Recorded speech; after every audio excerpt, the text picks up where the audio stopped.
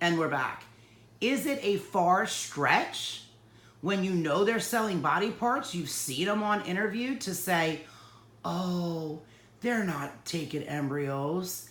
I mean, we have all heard of cases where a woman goes to the abortion clinic and some lady or man feels bad for a baby that's still alive that they didn't bash its head in with a hammer yet, and they take it home, right? Yeah. I mean, am I right? Yeah, no, you're right. So, I mean, who's to say that this isn't going on? Now, I know that it's going on. I'm aware that it is, because I have my sources which are 100%. You guys don't. So I could understand if you're like, well, I don't know if that's going on, or I don't know if I'm a believer. That's fine. You don't have to. I understand if you don't. But just think for a minute. They've been caught selling body parts. Is it really a stretch to think, because that in itself is horrific. Yeah, it's horrific to sit there and discuss over lunch, well, for a heart and a pair of kidneys, we want this much. Like, how callous and cold are you, bitch? Seriously. Like, you're cutting up someone's child who went to murder their child, and so they murder their child with abortion. They just murder it. They murder it. But yet, you're also going to not even give it a decent burial? Great, you put them in trash bags, but now you're going to cut them up and sell them part by part and tell me you don't think it's possible that they're doing this? Not all Planned Parenthoods are doing this. But I'm telling you, I could do a radio show and get on there and call every single Planned Parenthood and let you see the number I'm dialing, let you verify the number, and ask Planned Parenthood, oh, I would like to come in there for a breast exam. I would like to come in there for a cancer screening. I want to come in there for this or that, because not one of them does this shit. It's a lie. It is a lie. Call them up yourself. Stop relying on information from me, the news media, or anything else, and do some research on your own. Call them up. None of these things are provided for you. If you go in there, they're pushing for abortion. They'll give you birth control. They'll check your hoo-ha out for herpes and whatever else you could possibly be oozing out of your darkened cavern. But the bottom line is, they're abortion pushers. That's what they are. They get paid to sell the parts. So, Lab 57 has now created these things, 257. They release them into the world. They monitor them, and they release them into the world through adoption. They release them in the world to replacing your human baby with this alien human DNA. It's going to look human, but it's going to have unusual DNA. Now, that DNA gives them the ability to be totally telepathic, like the movie Firestarter, where they can start fires. That's the DNA that's in this, right? Yes, and that is what in it. Now, this is smoky quartz. Right. And you're going to say, well, it's smoky quartz, so how does it have this special DNA in it? Well, anything can be created in the lab, including a ruby. Mm-hmm. You mix things together, you press it. There's technology out there that you guys are not even aware of. Like, my dad, he did top secret work for different government agencies, and my dad was stiff. He was stiff. He was straight up stiff. And I'm a crazy one. Like, I'm just like, my dad was always trying to get me out of trouble, and he would just be like, girl, and he would tell my brother, boy, and he'd be like, girl. Like, I didn't know my name till I was 12, whatever, but, because he was in the military too. So he'd be like, line up, girl, line up, boy.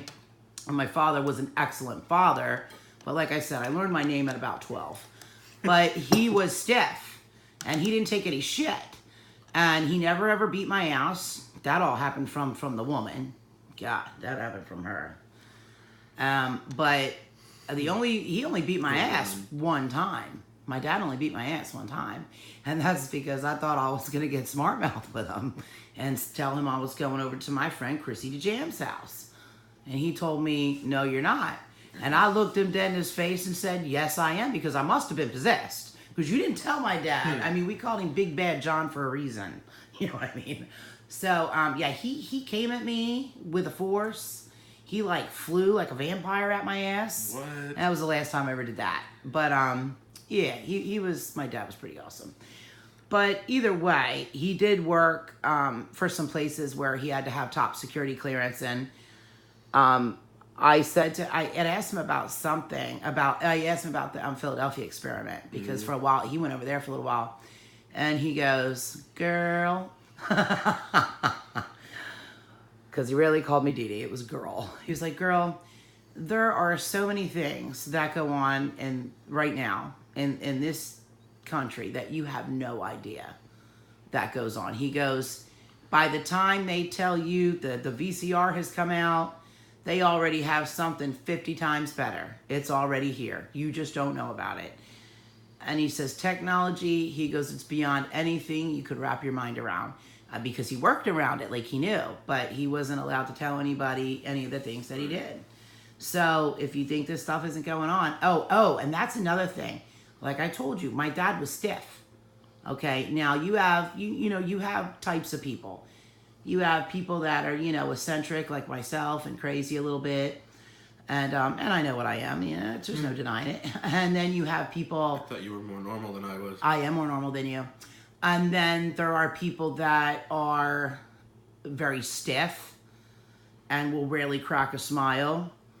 And then there's people that are stiff and are normal. My dad was stiff and normal, but he was a stiff. My dad was a stiff. So to hear my dad tell me that aliens existed... and that he had seen them, you believed him. Because he wasn't one to talk crap. Right. In fact, he only really said anything when he had something to say.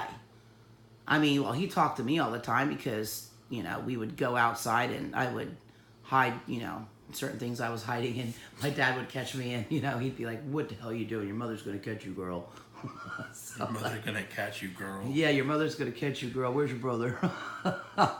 So, yeah, but I mean, if he said something, it was legit. And that is the one thing that blew my mind, to hear my dad tell me there are aliens, I have seen them, and they're in this warehouse right here. Because he drove me past the warehouse one time we were out in Texas. And he drove me out to this Texas warehouse. So, yeah. Not Texas Roadhouse, Texas warehouse. So go on about your piece. You pretty much covered it all except for the fact that this holds... the alien and human DNA mixed. It holds those powers. So this is like full telepathy. Full telepathy, full psychic ability. Touch sensory. TS is what they call it. Where you can touch things and you know about them, or you know what's going on with them. Mind connection.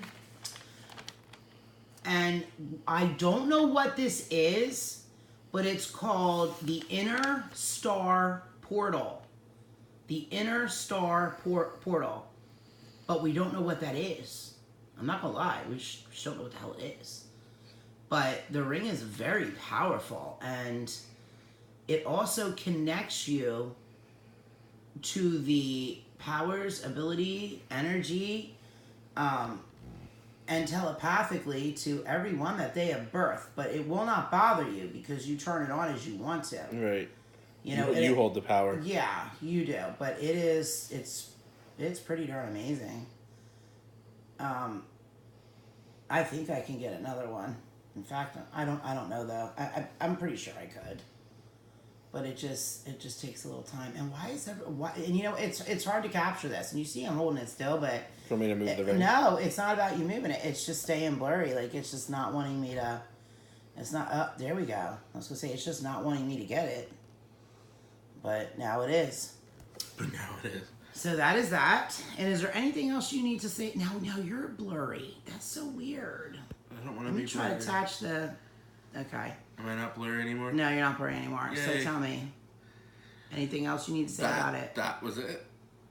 That was it. This, I'm going to tell you guys now, is extremely powerful. It's extremely powerful. It's a very exciting piece. It is. It really is. if you talking about magic that's eye-opening, that's going to allow you to, Like, I'm not going to sit here and tell you that it's an alien piece. Like, even though it is, it's really more supernatural coming from an alien source. Right, yeah. It's not, it has the DNA in it because their DNA is different. Their DNA is like radiation to us. It doesn't kill us, but like, okay, if you went to if you went to a place where a nuclear bomb went off and the radiation is going to hit you and kill you, and you can't see it and you don't smell it, but it's there.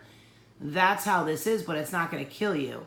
Right. But it will be absorbed into your system because their DNA, it's not like our DNA. Like our DNA, to get it, you got to extract it from our body.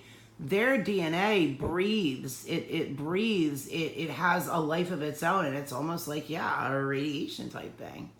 It's just very strange, but amazing. Yes. Amazing. And it's probably going to end up being one of a kind because these things are very hard to get. And that is it.